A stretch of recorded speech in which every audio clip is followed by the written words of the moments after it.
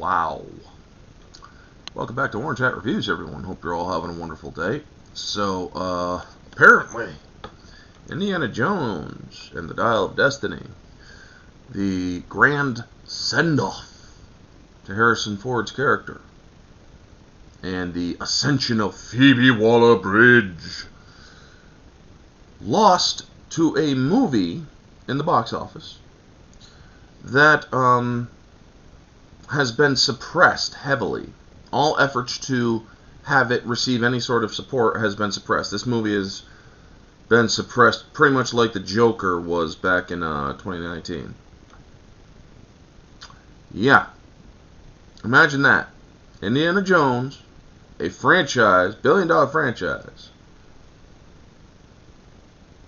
defeated by a movie that was suppressed. This is 2019 all over again, where the final send-off for Star Wars lost to the Joker. But let's get into it, shall we? This is from Bounding into Comics. Shout out to them. John F. Trent is the author of this one. Shout out to John F. Trent. The recently released Sound of Freedom film starring Jim Caviezel defeated Lucasfilm and the Walt Disney Company's Indiana Jones and the Dial of Destiny at the box office on Independence Day. As reported by The Numbers, the Angel Studios distributed Sound of Freedom was the top film at the box office on July 4th, the day that the film released. It grossed $14.2 million, while in 2,634 theaters, the film grossed an average of $5,407 per theater.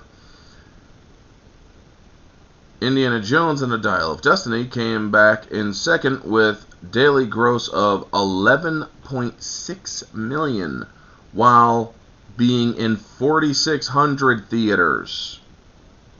The film only grossed $2,543 per theater. Yeah. Rounding the top five were Elemental, which grossed $2.7 million, Spider-Man Across the Spider-Verse, $2.6 million, and Transformers Rise of the Beasts, $1.6 million. The box office haul, after Angel Studios co-founder Jeff Harmon indicated numerous potential moviegoers were actually being turned away from theaters because showings were sold out. Folks, I was hearing reports that this movie was not being shown in certain areas because of, well, Jim Caviezel's not really liked by Hollywood anymore. He's unabashedly attached to his faith.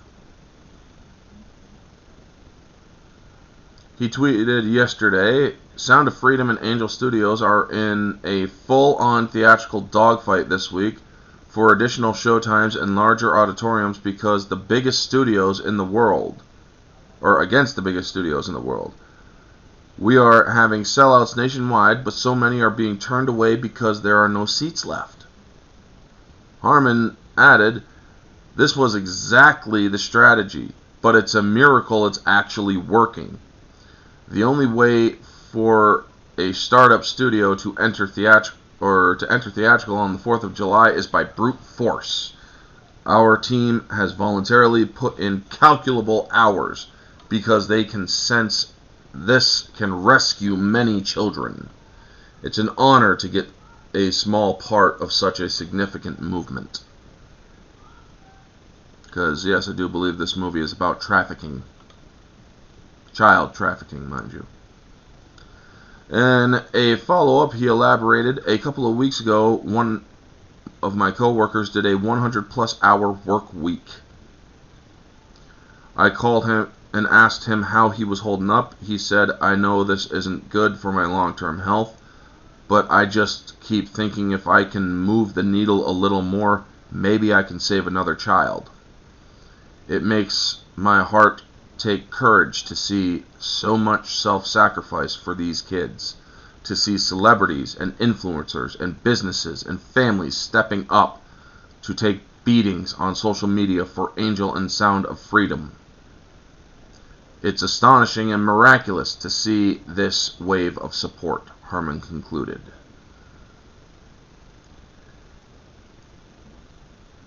In a press release celebrating the box office achievement, Angel Studios CEO Neil Harmon stated, "Thanks to fans around the country, Sound of Freedom earned the top spot as America's #1 movie on Independence Day. We've received numerous messages telling us theaters are either packed or sold out. This movie has now taken on a life of its own to become something more than that, a grassroots movement." He also remarked, "With an A+ cinema score rating, we're the top-rated movie in America, and we're going to see word of mouth spread even further going into the weekend. The world needs to see Sound of Freedom, and we know that our biggest competitive advantage, our incredible fans and investors, are going to make sure that happens."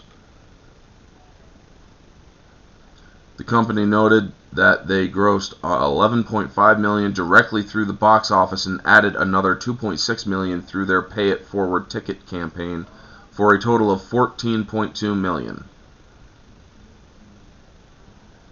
The press release explains the Pay It Forward technology empowers moviegoers to purchase tickets for other people whom they want to see a particular film. Ironically, Sound of Freedom defeating Indiana Jones and the Dial of Destiny comes after Angel Studios president Jordan Harmon remarked that Disney shelved the film after they acquired the rights when they purchased Fox.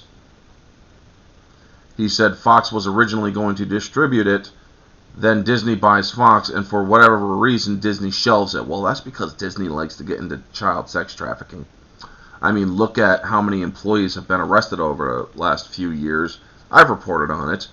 And basically, whenever there's a sex trafficking sting down in Florida, at least 1 or 2 fucking Disney employees are picked up for it. And it took you and your team and Eduardo a year to basically get the rights back, he remarked to the film's director Alejandro Monteverde. Harmon would later clarify these comments in an email communication to Bounding Into Comics, telling us, "To clarify my earlier comment, Disney didn't distribute The Sound of Freedom for reasons unknown to us. We are grateful to be the distributor for this important film." Following Harmon's comments, the film star Jim Caviezel, who plays former DHS agent Tim Ballard, noted the film lost all of its funding due to Disney's purchase of Fox. He told Drew Mariania, I don't know how to pronounce that, on the Drew Mariani, on their show, "At one point we lost all of our money because Fox got bought out by Disney, so Disney is holding the purse strings here. We lose the film. Eddie goes out and gets us $5 million to saves the movie. You weren't supposed to see this. This is a movie they don't want you to see," Jim Caviezel asserted.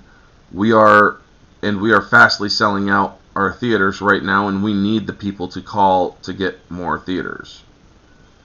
While the film beat Indiana Jones and the Dial of Destiny, it is unlikely that it will best the Walt Disney Company's domestic box office for the film. Indiana Jones and the Dial of Destiny had an opening weekend of $60 million and has since gone on to earn $83.8 million. So yes, it had its victory on Independence Day, but it will not beat it domestically, most likely. And the domestic box office overall, the film grossed $153.4 million. That still means that Dial of Destiny is a massive flop, because its budget was like $329 million. Yeah. Sound of Freedom is the highest grossing film from Angel Studios. It best the distributor's first release earlier this year, His Only Son, a film that grossed $12 million over the course of 17 days at the box office in the beginning of April. What do you make of The Sound of Freedom besting Indiana Jones at the box office on Independence Day? I think that this is a clear message that Disney may need to switch its focus, folks. If Disney bought Fox and then basically shelved this film because they didn't want you to see what was in it. Child trafficking and other horrifying things done to children all around the world that this movie wanted to raise awareness for. And yet, Disney didn't want this film released. Ask yourselves why. I've been telling y'all that Disney is twisted and evil for years. Why would they suppress a film that raises awareness to one of the greatest evils in our country or in our world right now? You may want to think about that. Anyway, folks, that is going to be the video. Great job to Jim Caviezel and the makers of Sound of Freedom. I wish it was playing in my theater. I would actually go to see it. If it was playing in my theater, I would go to see it. Unfortunately, yeah, they didn't want to play it. They didn't get to play it, or whatever. I don't know how theaters work for in that manner. Anyway, that's going to be the video. You all know the drill. Like, comment, subscribe, share, all that jazz. Let me know your thoughts down in the comment section below. What do you think? Do you think that it's pretty cool that this movie that received so much suppression by Disney originally, it has now actually beat a box office, or what was supposed to be a box office smasher, on Independence Day? Let me know all your thoughts down in the comment section below, folks. This has been Orange Hat Reviews. Have a wonderful day, and always remember, stay humble.